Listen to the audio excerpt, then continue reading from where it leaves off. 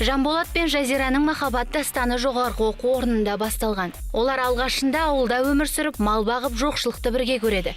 Кейін өнер жолына түсіп Алматыға қоныс аударып, жатақханада өмір сүрген. Қажырлы еңбектерінің арқасында көрерменнің көзайымына айналып, зәулім үй салып, қымбат көлік мініп жүр. Мирас пен Құралай бұл жұпта байлыққа бірге қол жеткізгендер. Тапшылықтың салдарынан ағайын абысынымен бір шаңырақтың астында өмір сүрді. Бүгінгі таңда жетістікке бірге қол жеткізіп, шетелге саяхаттап, бала шағасының бар жағдайын жасап жүр.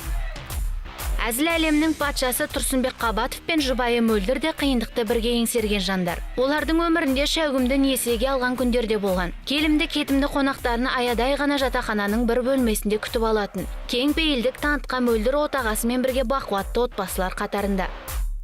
Әнші Роза Әлқожа мен жары Айдын да бір-біріне сүйеу болып аяқтарынан бірге тұрған жұп. Оларда жатақхананың аядай бөлмесін паналап өмірдің бар жоғын бірге көрген. Бүгінгі таңда Алматыдағы кең сарайын тастап, елордасына қоныс аударған жайы бар.